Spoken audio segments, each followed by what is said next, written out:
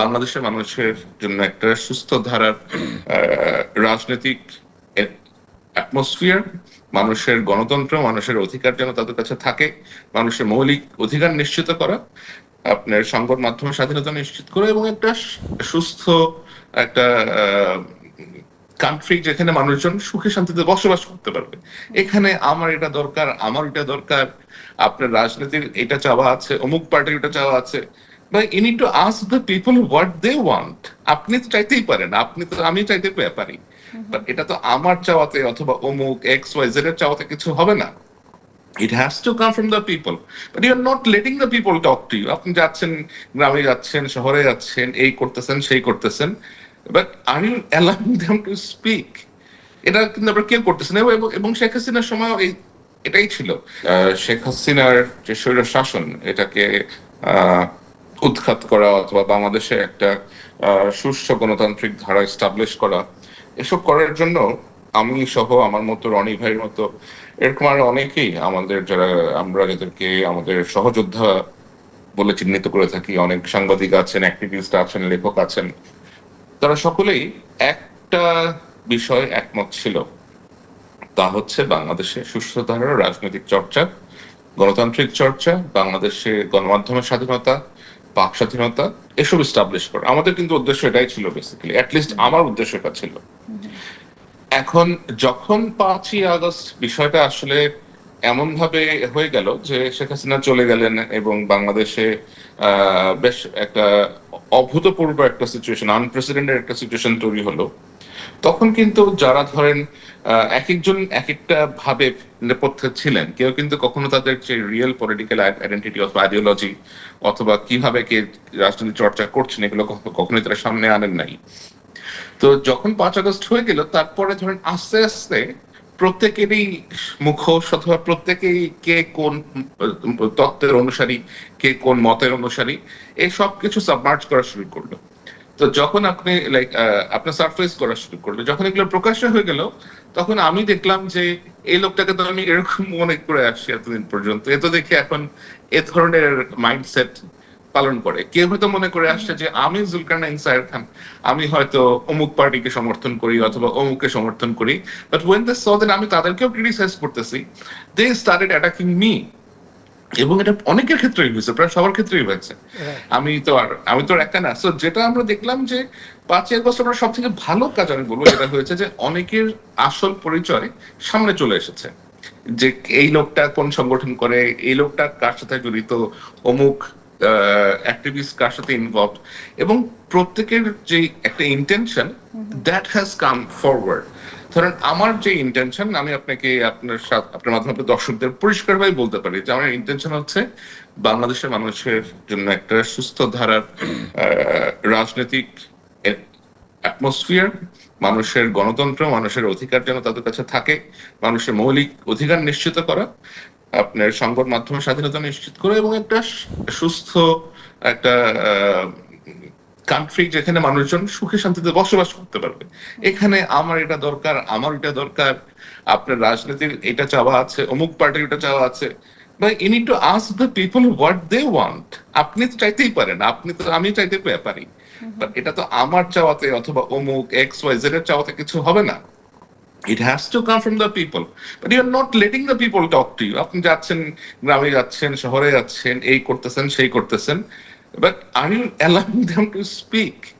এটা কিন্তু আবার কেউ করতেছেন। এবং শেখ হাসিনার সময় এটাই ছিল, যে আপনার চাপা দেওয়া হয়েছে মানুষের উপরে, যে আমার সিদ্ধান্ত, আমি চাচ্ছি এটা করতে, আমি যাচ্ছি এটা করতে। ভাই let things happen in a proper way. এটা তো একটা গণিমতের মাল না, এটা তো একটা রাষ্ট্র, যে আমি চাইলাম, আমি এটা এভাবেই করতে চাই, আমি এটা এভাবেই করবো। আর পলিটিক্স এর জন্য প্রজ্ঞার প্রয়োজন, পলিটিক্স এর জন্য উইজডম প্রয়োজন, আপনার এক্সপেরিয়েন্স দরকার আছে। হ্যাঁ, হয়তো যারা এগুলোর মধ্যে ইনভলভ হচ্ছে, তাদের অনেকেরই হয়তো ওরকম এক্সপিরিয়েন্স নাই, over the period it will come. But এখানে নেপথ্যে অনেক লোকজনকে আমি দেখি, যারা হয়তো এতদিন ধরেন আপনার নিচে কোনোভাবে গায়েব হয়েছিল, হঠাৎ করে তারা এখন দেখা যাচ্ছে তারা সকল ক্ষেত্রে দৌড়াদৌড়ি করা শুরু করছে। আমি শিওর রনি ভাই ক্যান রিলেট আমি কাদের কথা বলছি। দীর্ঘসময় লেখালেখিও করেছি। সো একটা পার্টি ধরেন যেটা বিদেশের টাকায় গঠিত হয়েছে, এই পার্টির অফশুট হিসেবে আমরা দেখছি এখন বিভিন্ন ধরনের অ্যাক্টিভিটিস হচ্ছে, বাট নেপথ্যে কারিগর হচ্ছে সেই বিশেষ একটি পার্টি, যাদেরকে তুরস্ক থেকে আমরা জানি যে টাকা পয়সা দিয়ে সংগঠিত হতে সহায়তা করা হয়েছে। সো এগুলো তো আমরা বুঝতে পারতেছি, বাট এই যে দুষ্টচক্র, এই দুষ্টচক্র তো বোঝা উচিত যে তাদের অ্যাকচুয়ালি স্টেকটা কি, অথবা তাদের পলিটিক্সটা কি, তারা কাদের জন্য পলিটিক্স করে। তারা যেই দল একসময় করতো সেই দল থেকে বহিষ্কার হয়েছে, অথবা সেই দল থেকে চলে আসছে, এখন নিজেরা এই সমস্ত বিভিন্ন রকমের ইঞ্জিনিয়ারিং, বিভিন্ন রকমের নোটোরিয়াস অ্যাক্টিভিটিস করে যাচ্ছে। এবং এগুলা করে ডিভিশনের কথা আপনি যেটা বললেন যে তো ক্রিয়েট হওয়ারই কথা, কারণ এদের অভিজ্ঞতা নাই, এদের interest is very much identified যে তারা কি করতে চায়।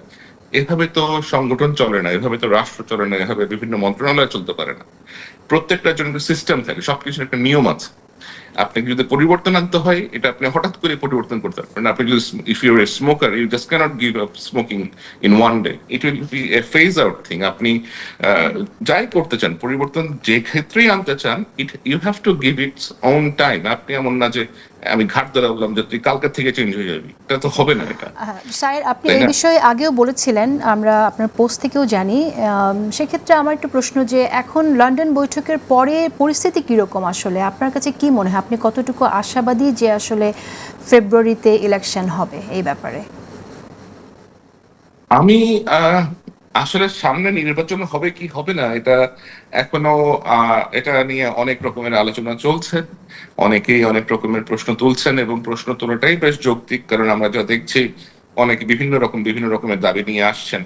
কিন্তু এই সকল দাবির সাথে জনগণ কতটা অ্যালাইন সেটাও আপনাদেরকে ভাবতে হবে। আপনি যা বললাম একটু আগে, যে নিজের মন মতো করে চাপা দিলে তো হবে না, বিকজ এর থেকে একটা, আমার মনে হয় আমরা আরেকটা এক্সপ্লোশনের আপনি তো সামনের দিকে আসলে না, অগ্রসর আমি হচ্ছি আমি আর এর কি। নির্বাচন নিয়ে কথা বলছিলাম। ফেব্রুয়ারিতে নির্বাচন হবে এই ব্যাপারে আপনার কাছে কতটুকু, আপনি কতটুকু আশাবাদী, এবং ইনফরমেশন আকারেও যদি আমরা জানতে চাই যে আপনার কাছে কী ধরনের ইনফরমেশন আছে এই ব্যাপারে যে ফেব্রুয়ারিতে নির্বাচন হতে পারে?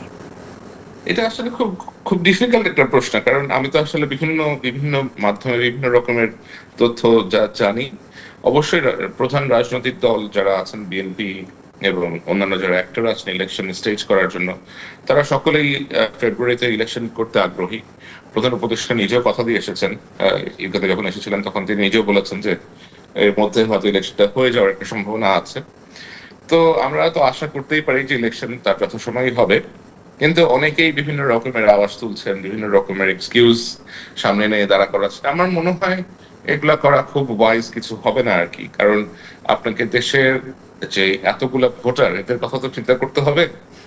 এবং তারাও কিন্তু এখন খুব বেশি একটা খুব স্যাটিসফাইড নাই এই মুহূর্তে। তারা একটা প্রপার গভর্নমেন্ট চায়, তারা একটা প্রপার সলিউশন চায়, যে দেশে কারা দেশকে সামনের দিকে এগিয়ে নিয়ে যাবেন, দেশের যে বিভিন্ন জায়গাতে যে স্থবিরতা গুলো রয়ে গেছে। একটা ফাংশনাল গভর্নমেন্ট যখন থাকে না দেশে, তখন বিভিন্ন রকমের সিচুয়েশন ক্রিয়েট হয়।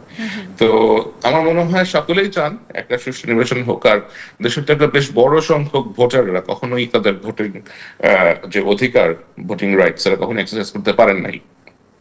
তো এটা সকলের জন্যই মঙ্গলজনক যে ইলেকশনটা যেন তার যথাসময়ে হয়ে যায়। আর যদি কোনো কারণে এটা পেছায়, অথবা কোনো কারণে এটা নিয়ে কেউ কোনো রকমের দোদুল্যমান অবস্থা তৈরি করে, আমার মনে হয় সেটা পুরো দেশের সিচুয়েশনকে আরো ভলাটাইল করে তুলতে পারে। মানুষের যে জীবিকা, মানুষের যে প্রাত্যহিক জীবন, এসবে সেগুলোর বেশ বিরূপ প্রভাব পড়তে পারে।